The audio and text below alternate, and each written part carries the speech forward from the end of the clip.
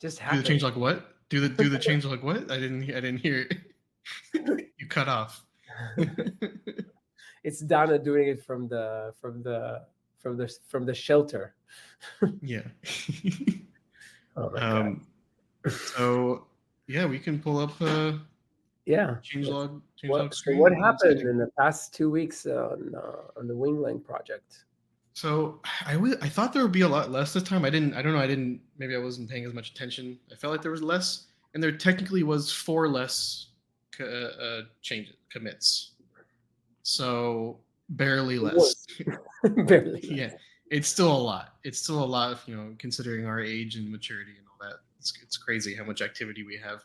Also, but more people. There were more unique contributors. 23 for the last 2 weeks, which again, that's a crazy amount of people. I agree. A lot of regulars, but a lot of new people. So it's the fact that we have regulars that are not on the team is also, again, another crazy thing. I agree. But yeah, let's get it started. Let's with check our it out. usual intro. Wrong button, wrong place. Usual intro is Chris starting us out. So this big change was this is, I think the last few changelogs have involved either like the library system / a module system, multi-file. Like he's been actively working on building this up. So the latest big change, breaking change also, is that classes that you define in your library files, types you define in your library files are private by default, but you can add public to them to expose them from your module per file. So like the example here, public class and a private class. If you bring that file from another file, you can access only hello, which is public, and not goodbye. Hey, you're all good. You're all safe. Seems like your house is still standing behind you. Pristine. And he's muted too. Oh, damn. I said, yeah, and as you can see, it's a big target. So yeah, so that's this the feature. It's for types. It's for classes, enums, interfaces, and structs. So all declarations, basically. Yeah, anything that's because I mean, right now, even in library files, you can't have non-declarations at the root scope anyway. So yeah, any of those things. So, yeah, one thing so obviously this also applies to the library. So if I'm like actually packaging this as a library, and then so I can control which types are going to be exported in a sense, right? Mm-hmm. I think one thing that we still haven't implemented there is like supporting for internal public, right? Like being able to actually access something like lib.hello only from within the library, right? Like that's the thing that so now it has to be public. There's no Exactly. And I think there's also currently an issue for like if you return a value from a class or from a function, from a class method that isn't a private type, technically it technically allows you to do that. There's nothing stopping you from exposing an internal, a private thing. But there's already an issue for that. So you know. But it's not really exposing it because it's not exported from the obviously it shouldn't work. Yeah, it's not like a crazy dangerous thing, but it's you probably didn't mean to. Right. You probably didn't mean to. Yeah. JSII has protection. JSII protects against it. So if you're trying to like export a public API with anyway. Yeah, I think we're slowly getting to the point where this surface area that you're exposing from a module, from a library, is something that we can formally define and then also kind of manifest in other ways. So like a JSII manifest, for example, or documentation or whatever, right? There's really important meaning to like what a public API is. Yeah, definitely. Building up those tools. We've also we've had several conversations about doc strings, which as you build up your public API, that's one of the most important things. Yeah, documenting it. So yeah, we're building up our tools. Our expressiveness toolbox. I love it. And with that, I'll go to the next one, which is a contribution from our friend Gary. Added the ability to filter the tests that you run with the regex to, like, so if you want to run tests with only a certain name or name pattern, Nice. do that. So I mean, it's kind of self-explanatory, useful feature. I think there's this feature. I believe he started working on this prior to us even having multiple file support. And I think testing we're going to see something interesting here with, like, if we ever add like anything equivalent to like test suites, any sort of hierarchy to test, because I think this will become even more important, and maybe we'll expand on this feature a little more in that area. But for right now, I mean, having this ability is definitely nice for certain iteration patterns as you're working on stuff. Totally library for the win. Yeah, we have some thoughts about test suites that are actually a bit interesting. I don't know if maybe we can talk about it at the end. Like, I think it's definitely an interesting topic. Yeah, I'm sure, and we probably an issue for it too. Yeah. Somewhere. So one. I mean, I feel like we have. I was going to try to guess how many issues we had, but I actually don't even. How many issues? Yeah. Oh, open issues. Open 668. Okay, I was like, is it over 1,000? Okay, I couldn't remember. Okay, cool. Anyway, I was just suddenly thought of that. Yeah, no, I'm super glad to have. I think I asked for this feature and because it was also related to for a VS Code extension to to have to interact with the test explorer with like a VS Code's test explorer. You want to be able to say run this I'm pointing my cursor at a test, run that test. Right. This unlocks that ability. We haven't added that yet, but this now unlocks that feature to be easily added. So there's no issue for that. If someone wants to do it, go ahead. Let's start by someone opening the issue. Nah, just do it. I mean, yeah, no, you should open the issue. That's the correct thing to do. Any other thoughts on this? Is it featured in the cheat sheet for the CLI? I think this may have. I don't know, actually. This it was kind of right before that was created, I believe. It's in the docs. It's mentioned in the docs for sure, but I don't know. Good question. Did we publish the cheat sheet already? I don't know. I don't remember. I don't know either. I think we did. I just don't know where. I know that Suf has been working on something. So yeah. I wonder, is Sufa? No, okay. Sufa's in here somewhere. Well, she's not next though. But for the next one, contribution from Marcio. This is for the AWS CDK target. When you tried to run tests previously, it's not that tests ran serially. They just didn't work if you tried to run more than one test file at a time. I believe this was because they were all trying to use the same stack name when they deployed. So Marcio fixed that and made sure that the different files had different stacks. So now they can all be deployed in parallel, which is much faster.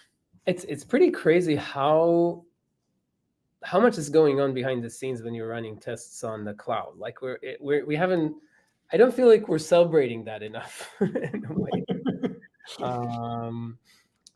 It's also not, there's definitely some challenges there as well. But the fact that you're actually every test would deploy an isolated environment with all the resources, all the pre-flight resources, and then execute the test, and then do that in parallel for each one of the tests, and then collect all these tests together into a report and destroy all of these stacks, right? That's a lot of orchestration that's going on. And I think the fact that it's kind of leveraging the provisioning engine as a way to parallelize testing, I think it's really cool and really powerful technique. And we're using it in our coverage, SDK coverage system, right? The idea is that every time we release something, we make sure that it's actually running our tests not only on the simulator, which is happening during build, but also across all the targets that are supported. And so that's becoming a pretty big operation, this whole thing, I feel. Yeah, that's I think even my next up change, I'll talk about that some more too, because of a change from Suf, who was our like resident champion of this. She's been working the most on that. If it works on my machine, it works in the cloud. She's been doing a lot of work to make sure that stays the case.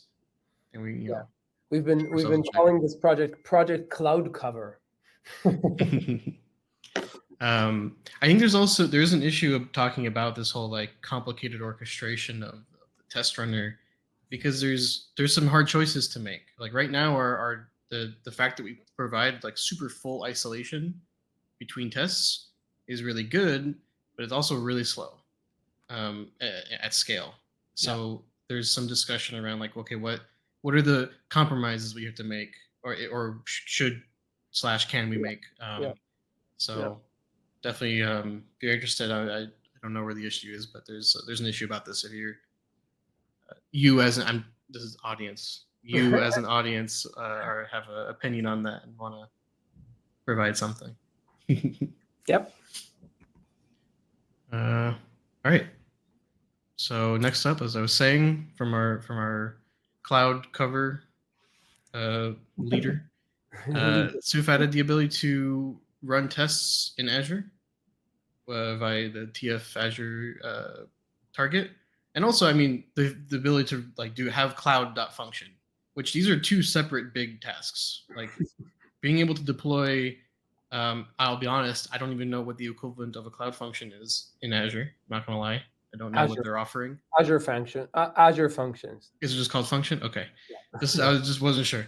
So yeah, so implementing that is a whole task on its own, especially because of how it's like basically I would argue the most important primitive or like cloud resource that we have. Among Bucket and all those other ones. Bucket is second. No, I think it's just at the bottom of the stack, because everything depends on it somehow, right? Like when you're even a bucket, when you're creating bucket notifications, then they execute functions as a result. So that's why it's kind of like it needs to be the first one to be implemented for a platform, because without it, you can't really implement anything else after that. Yeah, that's true. So she got that working, and along with having the test runner, that whole complicated orchestration we talked about now also works in Azure. I think she's right now working on making sure that we run the Azure tests as part of our CI alongside our AWS tests. So look forward to that if you're a contributor coming up. Yeah, and there's a lot of I guess cloud cover left to implement to support all resource in Azure, and so a lot of room for work, I guess, there. And this is where we see and where we've encouraged most contributors to like take a piece of the pie out. Of you want to do some fun work, like adding either a method to an existing resource or adding a new resource, which is a little bigger. It's like that's just it's building up all our pieces, and it's it's just a really good way to contribute versus some of the other more maybe annoying stuff to work on, like the internals of the compiler or something. It's easier. It's you don't need to go as deep in order to be able to do that. So it's a good way to start, I guess. Yeah, it's like a well-defined problem because you have your contract. So like satisfy the contract is basically the ask, and you probably have other stuff to pull from. You have reference and you have a contract, and you have tests. Oh yeah, all these tests. That's part of it, right? Like the contract is into the test, and so like all you need to do is get the test to pass, and technically you're done. And speaking of that, so Subhadeep added the bucket. So not the bucket resource, which already existed for GCP, but the way you interact with the bucket. So having like being able to do put or delete from while in flight, that wasn't working before, and he implemented the client and got it working for GCP. Yeah, that's following the work to have functions work in GCP. Then we're Yeah, I think we only, I don't know how recently it was that we got GCP, because I was just talking about Azure. So Azure will be next up in getting this. No, but I think GCP was also pretty recent. It was recent. It may have been even the last changelog. I don't really remember. But yes, it was recent. So it unlocked a whole new area to just add all these like little but in like super important things, like adding the client functionality. So now this works. So another checkbox of useful functionality for everyone. So thank you, Superdeep, for that. I was trying to figure out how to talk about this one. So this there's in the last 2 weeks there were a lot of changes to the language server and the IDE experience. And to just show this, I showed that the one PR I did for doing completions, like I closed 11 issues. So I was like, I don't know how to like. I think in interacting with language server, you have a lot of little annoyances that sometimes you just kind of ignore. Sometimes like, oh, I kind of wish it did that or whatever. There's so much like little things. So instead of talking about it in detail, I list some things here, but I'll just say that give it a try. You know, like I've probably said this before. Give it a try. Definitely, please file issues for even the most little. Like I don't like this. I wish it did that. You know, those are amazing because those are those things that are hard to find. You know, those little tiny annoyances. So I'm really grateful to all the people that made some of these. Some of these are bigger issues, but some of them are like, oh, you know, just a little thing. And being able to close them is satisfying for both of us, hopefully. Yeah. How did you sleep at night after closing all these issues at once? I think someone made an issue right after, so I was like, still no sleep for me. It's not true. Because I started working on source maps, I've dropped the language server from my mind for a little bit as much as possible.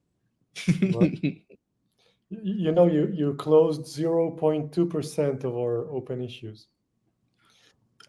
I'll take it. Is that a big number? I don't know. I think I'm so. taking it as a big number. This PR, I mean? Yeah. Oh, nice. I'll take it. That's a compliment. Yeah. Why is there no? Sorry, is there anything else to say about this one? Oh. All right. It says my next slide is. I don't understand. Okay. Anyway, here. So. Wait, you said 11, right? What? You said 11 issues. 11 issues. So, okay. So it's actually. It's actually 20%. Yeah. No, it's actually 2%. Is it really? Yeah. Oh, wow. One out of 50, more or less. Well, I'll take the even bigger compliment then. Yeah. You see what I did there? I lowballed you, made you happy with 0.2, and then you know what? It's 10 times that. What does it say about me that I just believed any number you said? I wasn't like, yeah, math checks out. Sounds good. We even talked about how many issues were open earlier. Yeah, right. And I was like, yeah, sounds good. I'll take it. All right, so console update. I don't know why I always put these at the end. I guess they're usually the most visual. But so here's one that like actually kind of a huge deal. That just so previously in the console, the logs would not, if they were longer than would fit in a single line, you just wouldn't be able to see what was like what got cut off. Mm-hmm. It's kind of, and oftentimes logging like a JSON thing or logging like a, you know, you're probably actual error message, the actual error message. Yeah, you're probably gonna have that happen a lot. So this is pretty huge, and now it's actually expandable. Now it'll actually show the entire message, and just to sprinkle it, like that would have been enough for me, fixing that. But the Oh, did they? Oh, they did work. I guess I only remember them not working. I only used it at the time when it was. They were expendable, but at some point we introduced a bug. Yeah. Okay, fair. I'm curious how long that was, and maybe I'm just not using the console enough. Yeah, I remember Uh, kind of like seeing that they were expendable, but not really able to use that in certain cases. Yeah, it was a little flaky. Well, hopefully it's flakeless now. Flakeless. And Flakeless. but to add on top of that, as mentioned here, that you can also click links that are in. So that's like a Oh, wow, super that's nice feature, which is yeah. probably going to be really common again for your login, your URLs, or your see the URL put anywhere. Yep. So yeah, now it's clickable. Thank you, Shai. Thank you for that. And that's actually it for the changelog.